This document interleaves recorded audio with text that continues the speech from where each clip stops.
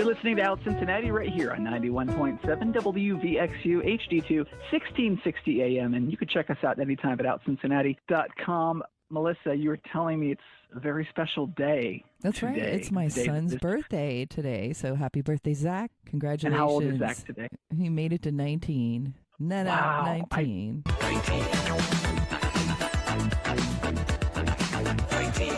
I don't remember 19. So what was he? What did you guys do to celebrate, or what are you going to do to celebrate? I think that we will have like a dinner. Like he's into like a family dinner type of dealio, and he already hit me up for a gift on Amazon. So I think that was it. I was curious what a 19-year-old boy asks for. He got an album and like a shirt or something. He's like he's into vinyl. He's into vinyl. No, I love, and then hey, he should like totally tune into Radio Artifact. I got to tell you, and this is totally not related, although I'd like to. It is Trevor Noah's birthday today. Ooh, they share a birthday with Trevor Noah. Cool. Yeah, I just so your son's in good company, and I want to marry Trevor. How old is Trevor Noah? He is 35 today. Oh, he doesn't. Don't want to say he looks 35, but I would not have guessed that. He looks super good. I know you were talking about your son, and I'm talking about he's your TV crush. host crush. We were talking about that. He's my TV host crush, and we were just talking about birthdays. One thing about birthdays, at least I'm not in elementary school anymore because I have a summer birthday, and I always had to bring in those cupcakes for everybody else. Or no. Yeah, and then my summer birthday, we get one day where they celebrate the off birthdays, and it never means the same thing. I know. Yeah. Well, Melissa, there is a great organization in Cincinnati called Transform, and today's show is all about them.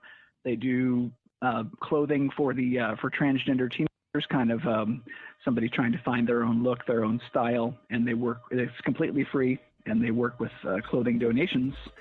It's at a makeup studio right downtown. Cool. So we're going to be hearing from them today. Yeah, we talked to Nancy, who is one of the founders, and we talked to Tristan Vaught, who is the other founder of Transform. Talk about legacy, what's going to happen with Transform, what they're up to. Might even morph into a LGBTQ community center.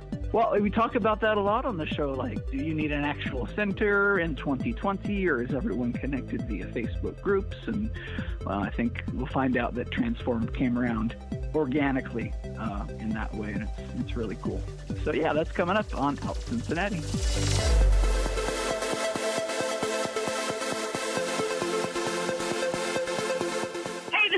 From Transform, you're listening to Out Cincinnati, and we could always use your help, so check us out on social media. Thanks.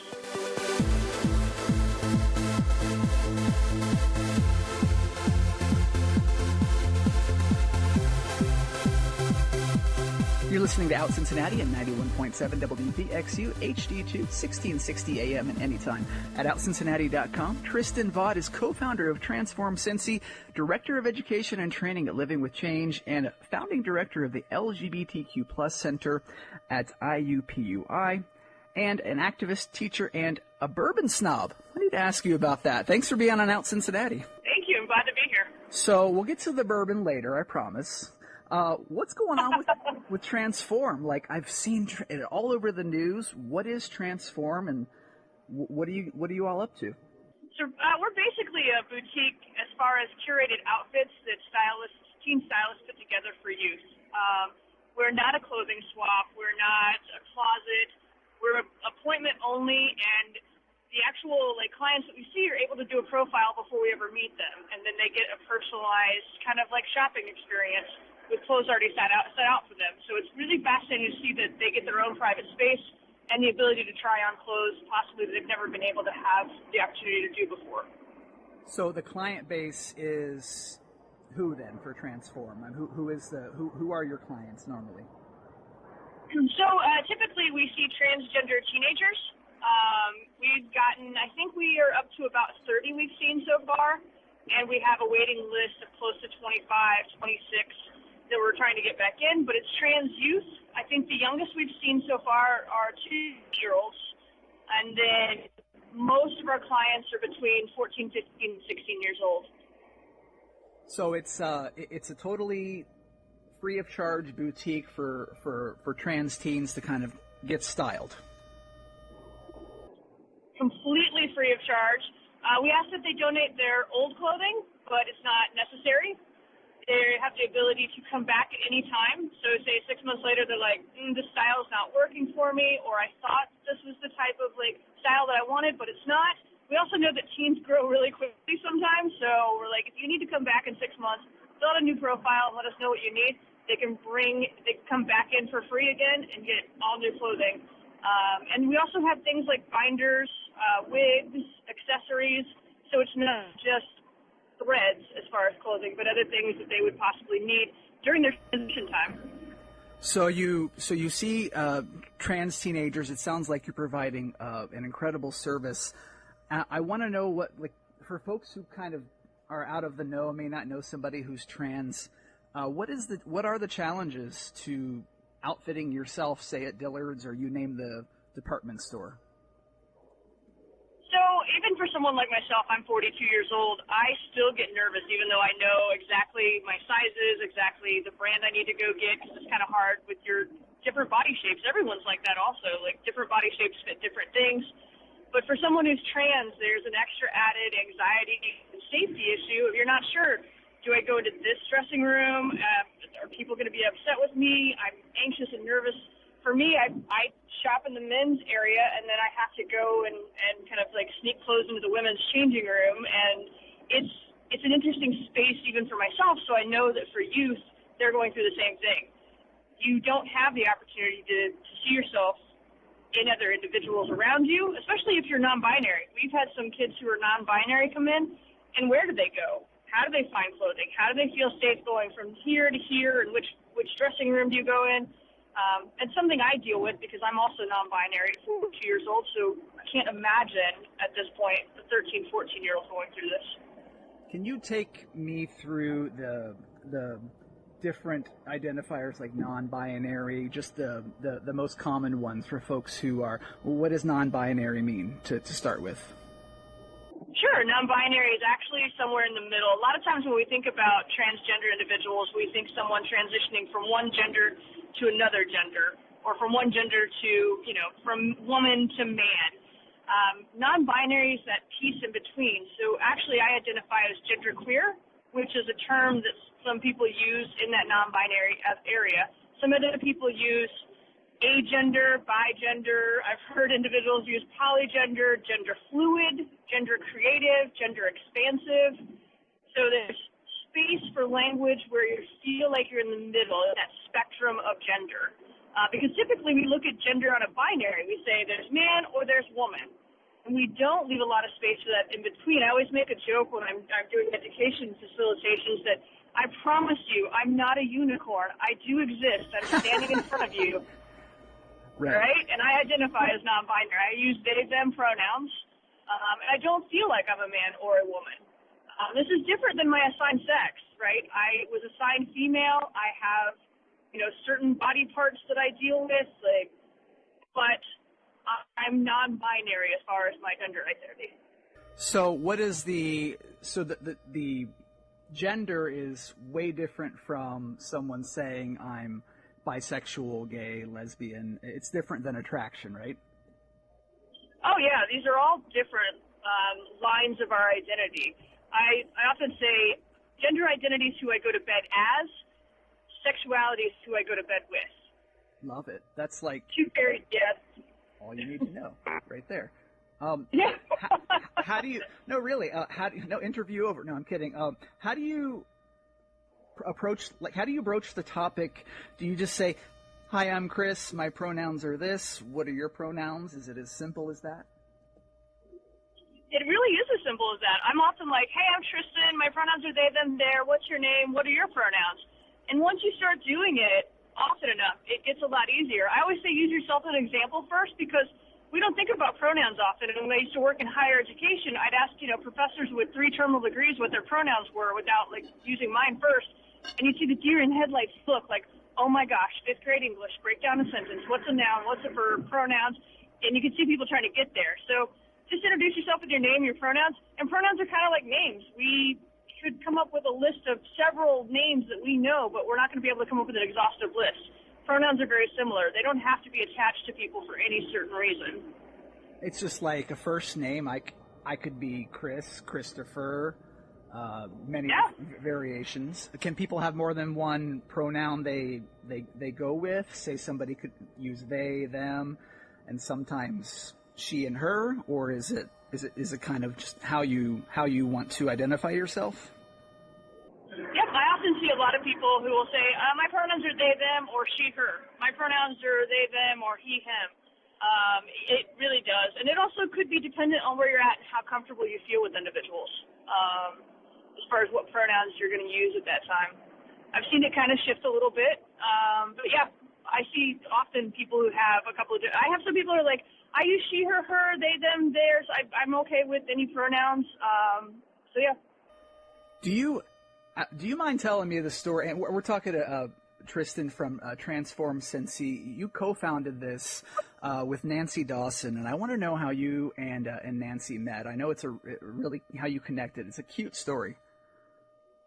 So we met probably about a year and a half before that, but how we connected on Facebook around Transform, kind of random, and yeah, it is kind of cute. We're like, wow, that's amazing we did that. But I put up a meme, a Twitter screenshot of someone who was talking about, let's stop having gender reveal parties and have parties for trans folks who are coming out that need clothing, accessories, makeup, etc. And so I had posted this, and I was like, please, because I constantly talk about let's stop with the gender reveal parties, and there are individuals who really need help when they're coming out in their authentic gender. And Nancy was the first person who, as soon as I posted it, she commented, she was like, I've been wanting to do this for years. And so I commented right back, I've done this before. I did this at the University of Cincinnati when I was a program coordinator and interim director there. I did it at IUPUI when I was the director. I've done this before. I did it in a closet form, but what you're talking about, we could do it. And so she got really excited and called me within the first hour, FaceTimed me actually. We were FaceTiming, and she was like, okay, so this is Bride Face. I have this back room. I've got this basement that's really scary and almost serial killer-like, but can we make it work? And I'm like, well, let's do it. Let's do it. So we didn't even think about it. We talk about that now, and we're like, if we'd taken a few moments to think about the million different obstacles we had or the things that we'd have to do to get this off the ground, we probably wouldn't have done it, but it was like a spark. Nancy and I just connected it, and it lit a flame. And then Ella automatically, her and Ella came up with our logo. Ella does the day-to-day and the styling and has stylists from her high school. So it's been absolutely amazing. And Ella is one of Nancy's daughters, right? Yep. Ella is Nancy's 17-year-old daughter. And then the reason Nancy also has a trans daughter, correct? Was that kind of the impetus for having the idea? Yeah, she had said that when Phoebe came out, her younger daughter, they thought that, wow, we've got to go get these clothes, we've got to do this. And when we were discussing it, I was like, yeah, I have several individuals from my other job who have talked about this. They want to be able to support their kids, but they can't afford to go out and buy a whole new wardrobe for the school year, because sometimes that totally takes it out of parents when they buy an entire wardrobe for the school year, and then they're like, wait, we need to buy a whole new wardrobe, and we could barely afford the first one. And I had a couple of cases like that where we were like, what are we going to do? And she said the same thing. She was like, it was very anxiety-ridden to have to think about that and what we were going to do. So, yeah, she'd already thought about that about 4 or 5 years before we connected. She was like, how do we do this? Her and Ella were joking and telling me they almost started it out of their house 4 or 5 years ago. And now that they're seeing how this is all going, there's no way we would have been able to do that. So it started, you've done this, it's been done. Is there kind of a history of, you said you kind of did it out of a closet where you were helping people with clothes. Do you think that organizations have kind of been operating not as prominently as Transform for years? Clothing swaps, if you will. Yeah, I think that what we're seeing, that's what's been going on. I think what we're doing specifically, and we've been looking around, and people have been reaching out from all over the place, New York, Dallas, San Francisco, Baltimore, and going, we don't have this here. That uniqueness of it's a curated style, it's appointment only, and they get their outfits laid out for them. Shoes, outfits, accessories. So it's not a clothing swap. You're not going into this huge room with a bunch of other people and swapping clothing. It's not a closet at a university where you can like grab clothes or exchange clothes or help yourself it's or curated something. style. Yeah. And that's what I'd done before. We had these rolling carts where we had like, rolling clothing carts, roll them out, let kids take clothes or leave clothes, kind of like take and leave stuff as you can. But this is more of a curated style thing. So we're not really seeing that. And I think it's helpful because parents are getting a lot out of it. They're coming with their kids and they're able to meet a mom or a dad or able to meet me and actually talk about what they're going through also. So it's creating kind of a community, kind of a space for everyone to be able to have conversation, dialogue around it, and get support. And isn't it true, Tristan, that once things started, people started getting a lot more, you started getting a lot more clients, people were showing up, news articles written, TV pieces, that people just kind of felt it happened organically, where, like you said, people were hanging out, they were chatting, they wanted to just kind of be and do, right? And it happened organically. Yeah, it very much did. We actually talked about that. It was a happy side effect to what we were doing. We knew that giving clothing was going to help kids see themselves in the world in the way that they feel. We knew that, being able to walk and be seen and heard and authentic was going to be powerful. We didn't realize that it was going to affect some of their siblings that come in, their guardians that come in, and that space of, like, they want to come back. We've got a lot of them who want to volunteer. We got a lot of them who are like, can I just come hang out? So that's also the big piece of, like, we need our own space. We need a bigger space in our own space because what we're finding is there's also a great need for LGBTQ plus youth to hang out and have a safer space. So it's going to morph into, well, it already kind of is, a center. Do you see a need in Cincinnati? Well, you just said it, a need for a center, then this is happening organically. Do you think that's where kind of things will lead once you acquire a new building? And also, where are you on acquiring a space? Well, so first, I've seen this for a while. I think being in Indiana since 2016, Indiana Youth Group has been operating since the 90s. And I remember being a kid myself and knowing the Indiana Youth Group was there.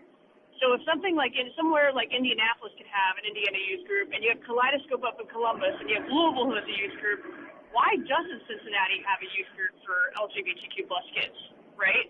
Right.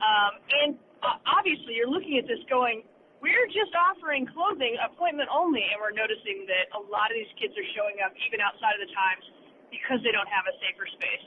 I noticed this when I worked at the University of Cincinnati and talked about it. We would have high school kids come in and hang out all the time. Even though we're a university LGBTQ center, they had nowhere else to go. It has been a big need, and this is happening organically. While we want to leave Transform as Transform, if we had a bigger building, we could have some meeting space outside of our shop. And where the shop's at. But like a little chill, it doesn't even need to be much for it, because it's happening organically.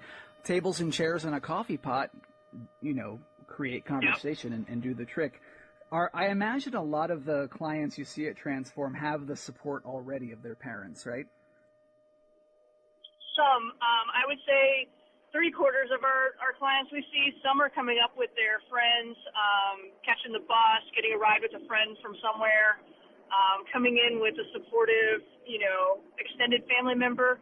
So you're still seeing that piece where and it's heartbreaking to see, not everyone that comes in is being supported. And you're thinking, you already know they're going to have to hide those clothes somewhere. They're taking them to their friend's house so they can change when they want to and when they can. So we are seeing that, and we're all looking at each other very thankful that we were able to start this, because I don't mean to sound cliche, Chris, but I think we're actually saving lives while we're doing this. Totally. You just have to have that impact once. I mean, someone just has to, the fact that you have people showing up without support, and that, you probably have saved lives already. And what is your advice for kids who say, I want to go to Transform, I have this need, and they kind of can't express that to their parents, and parents need to listen. What is your advice to get parents to listen? So typically, I like to have parents contact me. I can usually have a pretty good one-on-one conversation with parents, and because of my work with education, have those kind of conversations with them that they're afraid to have with other people, or the misinformation that they might have around this. Also, if they need to work out some stuff, work it out with me and not with their kids, right? There's a big impact of seeing that rejection. And if you can possibly keep that away from your child and contact someone else that you can work that with, I suggest they do that. So a lot of times I'm giving out my business cards constantly. I'm giving out my cell phone number. You'd be amazed at how many people have my cell phone number, because I'm like, hey, text me. Let's go to coffee. Let's grab a bite. Let's chat about this. You're not alone in this. I can connect you with other parents and the exact feeling you are, or have gone through this journey already. And then that's always helpful, too, when the parents have that community. So you'd rather be that first step than maybe parents who could be misinformed or ill-informed or maybe even hostile to the idea. Have you found that parents are understanding? I would hope so. It's their kid. Yes, I feel like this too. I don't ever want to judge a parent that's struggling with that, because every parent wants to do what's best for their child. They might not know how to do that or what the best thing is to do, or they think that they are doing what's best. So I'd rather come at that piece with them, meet them at the table, and give them all the facts, and also be there for them as they ask all those questions. Even if the questions are a little like what we would call off the wall, they still get asked the questions so they know how to get there. So I never want to judge a parent, even when they're terrified of this or they're misinformed. I want to meet them at the table and be able to chat with them. So a lot of times we have some great conversations, and I've met a lot of parents that have the ability then to talk to me, and kind of, I'm a little more disarming sometimes, if that makes sense. No, it does, and it's a different dichotomy between parents and kids. They live together. It's you follow my rules. But when you have someone who's an adult as well, who's accomplished and knows what they're talking about, is LGBT plus as well, and goes into it like that, and that can breed understand. It's just like asking about pronouns. It's better to not judge somebody and inform them, because otherwise, when I'm told I'm wrong about something, I tend to tuck my tail between my legs and run for the hills. Yeah. I don't want. We've all got to learn. Right. Exactly. Yeah. Tristan, how can people get involved with Transform? I want like Macy's to send all of its stuff to Transform. I would just love that. I imagine clothing donations and volunteering, right? Yeah, clothing donations, volunteering on our Facebook, and now we also have a website, transformcincy.org. So you can check us out there. Then our Facebook, Instagram, all of our social media, Twitter. We have links to volunteer, so you can pull out a link to volunteer.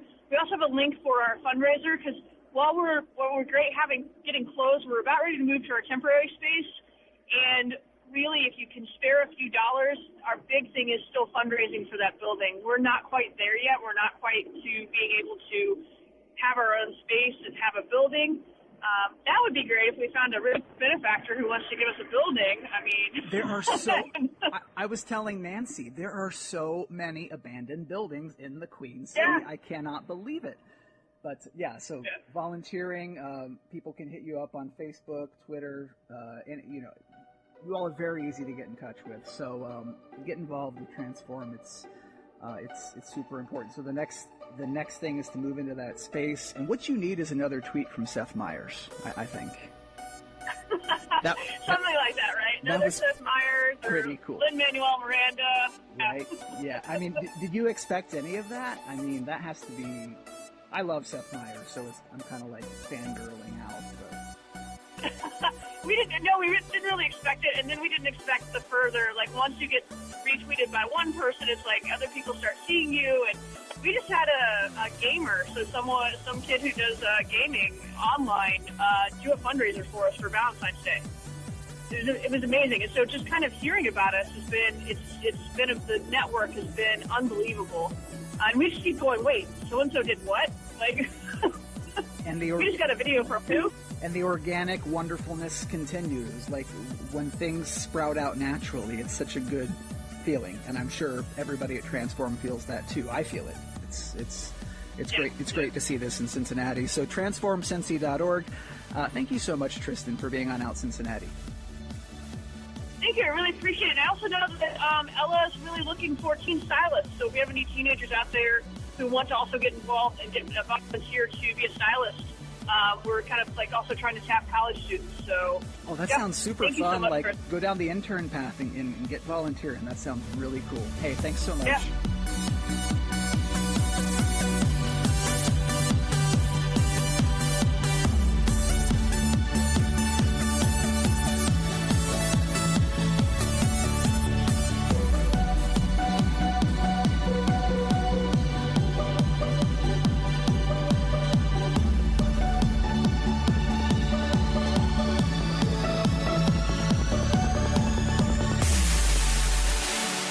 Hi, this is Linda Sider. And Adam Riley from Caracol. And you're listening to Out Cincinnati.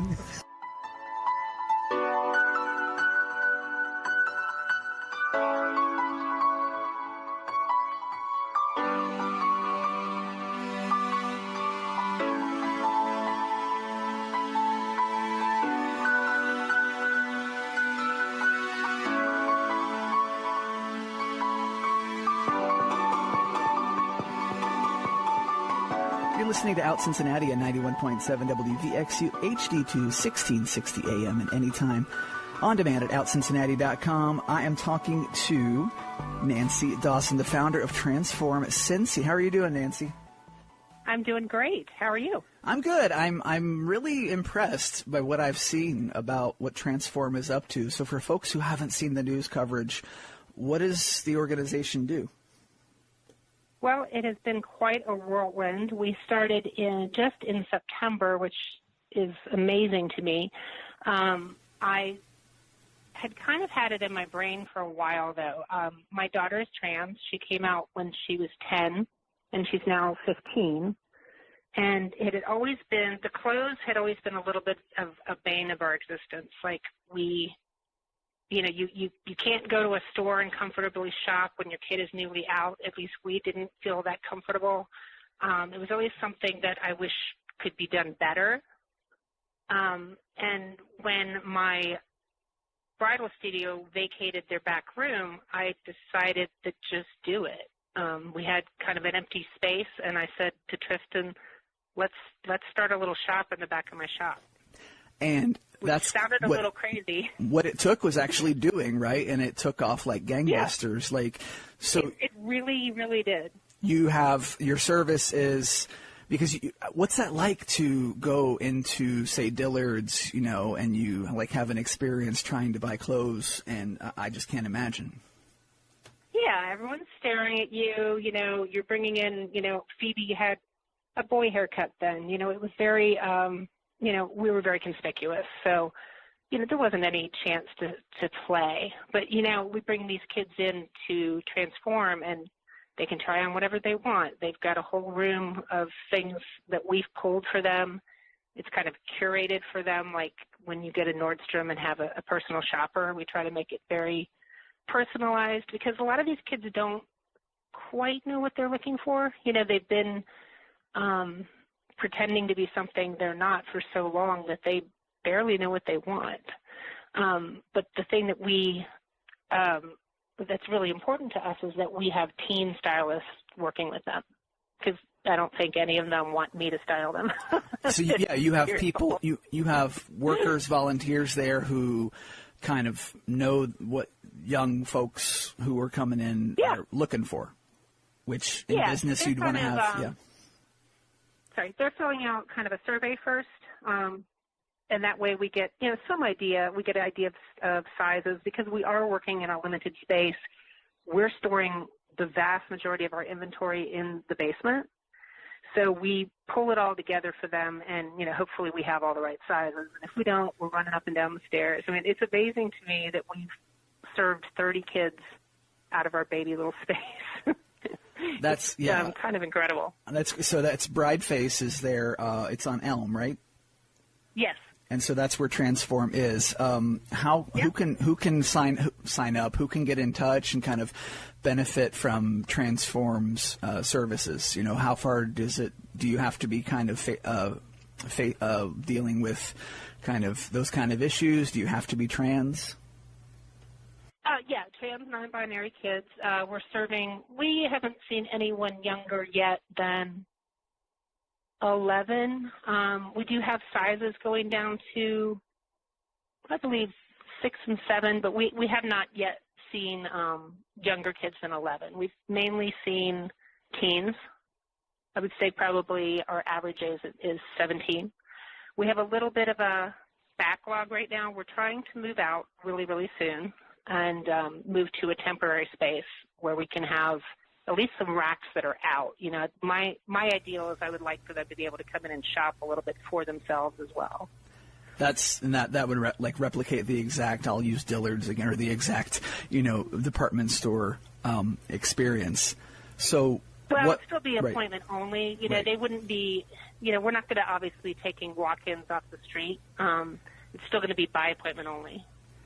And if you are, and that's, so say you're, 13, and you can kind of tell me how it went with Phoebe, you're whatever age, you tell your parents, you kind of feel whatever words you use. How do you, I guess, do you have to have been diagnosed, but do you have to be diagnosed as gender dysphoric or be trans to say you just don't know and you want to go check out what Transform has? Is that possible? Oh, no. To come to us, no. All they need to do is fill out a form on our website and tell us they want to come, some of these kids have started out with Children's Hospital, some haven't, some are brand new, some have been at this for a year and they want new clothes. So we're not real wrapped up in any of that. If they say they're trans or non-binary, we will see them. Yeah, I know that was like a sticky question. Like it's kind of a subjective thing because I remember when I was 12 figuring out my sexuality. Like I didn't know which end was up. So that's sure. a good thing. So we're talking to Nancy. And sometimes you want to play a little bit. And right. Maybe you play for a little bit and then you decide that's not really what you want. And then making that opportunity, like to not play dress up, but like to have fun doing it, also. Exactly. Right. Is that space at 2000? What's going to happen to 2009 Elm? Like, is Brideface and Transform sticking there? You said you were trying to move out of the space. Well, I am actually selling Brideface to another owner, so that's one of the reasons we need to move out. So we are actually going to move for about 6 months up the street to a larger space, which is going to be amazing. And then from there, I'm really seeing Transform being like a community space. I mean, what we have found is that people show up and never want to leave. So the kids come and get styled, and they want to stay as stylists. And the adults come and, like a lot of these parents that are bringing their kids in, they want to be a part of it. They need support too. So what we have accidentally built is sort of a LGBTQ center. I was going to ask you, right, because there's been a lot of talk around Cincinnati about creating a new center. Everyone says, well, Dayton has 2 centers. You've really formed the idea and the interest in a center organically, haven't you? Like with just building Transform. Absolutely. People want to stick around. Yeah, and my daughter, Ella, my daughter, who's really involved, she said there's no place for the kids to hang out, really, and so it's so needed. And it wouldn't take much, so it's right. like with everything, spaces. You can have a couple tables and a coffee pot, and that's the spot exactly. there. Or it can be. What we're finding is that it's so good for the kids' mental health to be feeling that ownership. It's one thing to go to a support group. Sometimes going to something that's called a support group is not the most appealing to a kid. But if you are actively helping others and you're taking care of the shop, it's just a whole different thing. It just makes the kids feel that they're part of something. And isn't it interesting, like support groups are, let's say, Tuesday at 6 p.m., Wednesday at 7 p.m. It's kind of like scheduling creativity or scheduling the time when you want to talk. Chilling with your friends is the time when it's going to come out. I see us doing just more activities than doing something would be called a support group.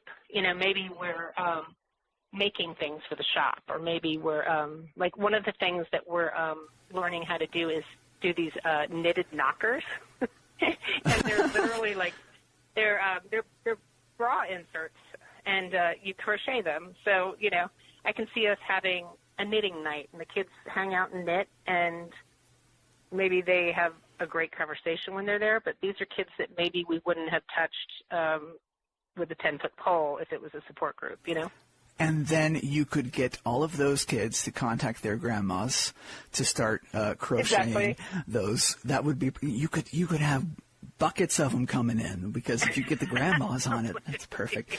I think Cincinnati, if it's done right, needs a center like. And when I say done right, people care about coming. It's not pretentious. It's just kind of chill. There's activities. It's at people's level, Yeah, So exactly. We're talking with Nancy Dawson, founder of Transform Cincy. You were recently honored at City Hall by Chris Seelbach, and you look fabulous in the pictures, by the way.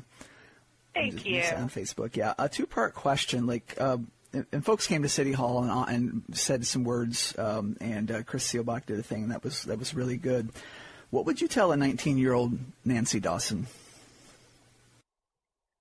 Well, I would say don't be so worried about having that perfect trajectory. I think everyone thinks they have to have this very straight line as to what they're going to do with their life, and I had no idea what was possible for me, and I'm so grateful that I had a trans daughter. This has been such a gift for me to get to know that community. And that's kind of what you hear people say. I've got an LGBT daughter or son. It's such a blessing, and it is. It opens your world opens you up to a whole new set of understanding. It really, just in the last 5 years, I can't believe how big my world got. I didn't know. There was a lot I didn't know. And we were talking about Hamilton before we went on the air, and I remember the quote about the planting. I don't have it exactly in my head. The planting of the seed that you never see grow. What do you want to be remembered for? I definitely think,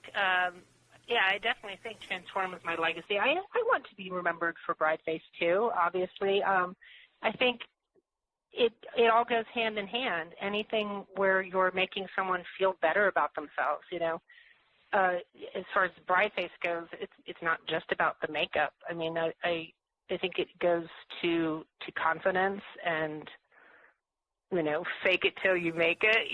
Sometimes you're not feeling it, and sometimes you have to, put on a little makeup, and then you feel more confident. Because you're in the confidence business now that I'm thinking about it. Absolutely. And that's it was really a very logical transition. And you have amazing volunteers, and you need more at Transform, right? How can people get in touch and donations as well? Yeah, right there on the website that I think you'll have listed there. We're going to be looking for a lot of volunteers with the move. We're moving, and we're going to be, assembling racks, and then we're going to go to, hopefully, our forever home in about 6 months, which will be a little larger. So, yeah, we'll be definitely needing the people. But like I said, people come and they never want to leave. It's a kind of a field of dreams sort of thing.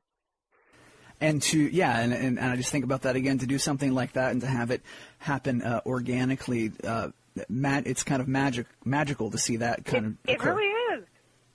It is. And at this day and time, it's like, young people don't want to get out of the house, and all of a sudden, you create something, and it's growing like a plant. It's organic like that. And it's great because, the news is so bad. If you only listen to the news, you would just never want to get out of bed. So it's just nice to create a little corner in your own community and not feel so terrible about the larger issues at hand.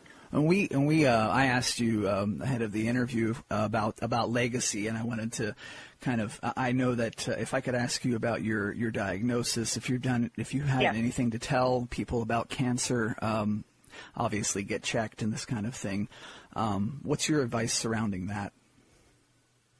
I mean, I am extremely unlucky to have the rarest, just most ridiculous form of breast cancer. So unfortunately, it just wasn't a treatable form of breast cancer, but obviously everyone should be having their mammograms and doing their due diligence on that, obviously. Mm-hmm. Super weird to go around telling people you're dying. Yeah. So weird. I think we're going to get on the Today Show. Oh, nice. Yeah, and so I've been having these phone conversations with the people, the powers that be. Mm-hmm. So today she's like, what about February 20th? I'm like, well, I mean, I don't know. I have no idea. So that thing that Chris did at City Hall must have helped it a lot, because to have to explain that over and over, it's like explaining negative news, or having to tell everybody that you're whatever example. Yeah, I mean, I'm assuming I'll be here the 20th. I don't know whether my body will cooperate. It's just strange. Well, like, you might want to do it sooner rather than later. No, I feel that's gonna be fun. I've been down to, like, in my visits to New York, I've been in the plaza when they've taped it, and it's a lot of fun. Like, they come out and they're really friendly, take pictures with everybody, like, and New York's obviously a fun place anyways. Well, they're going to come here, actually. We're not going there. Oh, nice. Okay, well. Yeah, they're going to come here and do a segment. Nancy Dawson is the founder of Transform Cincy. What's the website again? It's transformcincy.org. Cool. And all social media, Transform Cincy, Twitter, Facebook, the whole thing. Volunteer and donate. It's a super important thing to do. Thank you for your time. Thank you so much.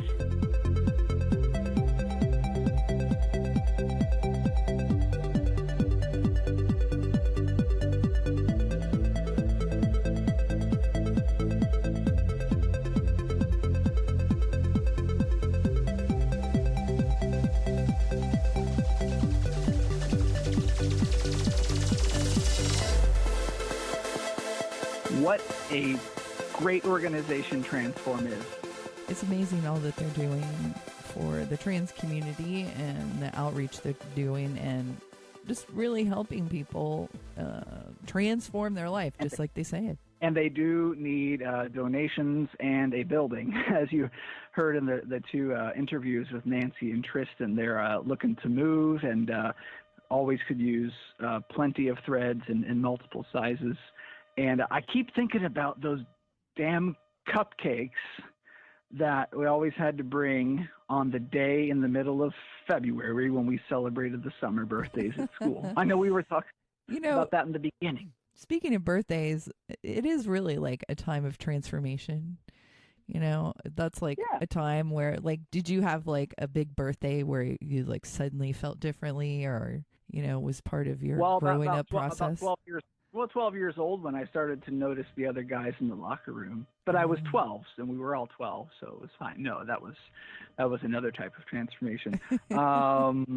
I guess probably 16 with getting my license. That was a big. What about you? What was your big I think when I turned 30, that was a huge thing, because I think I sort of had like a mini life crisis. Like, ooh, what can I was going to ask that question. Like, what am I going to do in my middle age? Like, because, well, at the time I was a ballroom dancer, and I just thought, like, is this what I'm doing like when I'm 40 or 50 years old? Like, I'm not sure I can be doing this at that point. So that's when I really like decided to take a different direction with my life. So, yeah. And do you still dance? Do you still do a few steps every now and again? Yeah. No, sometime I actually, I will actually like teach still once in a while, or do choreography, but it's been a while since then. It's been like over 5 years since my last performance. But yeah, no, I will still pass along my knowledge of dancing to those who are interested.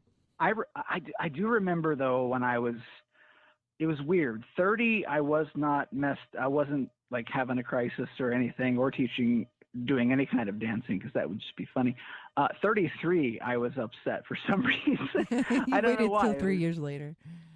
I waited 3 years later, and I was just like, you know what? This is just not special at all. And I don't know, maybe I was alone at the bar that night or something. I don't know what, but 33 was the only, it was a transformative or a memorable birthday.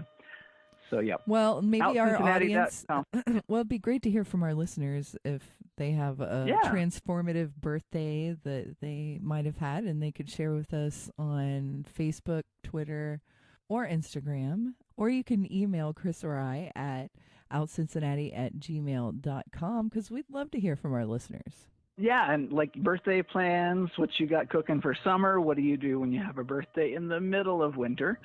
And which is not always bad, but like if you're in elementary school, like I just want a cupcake.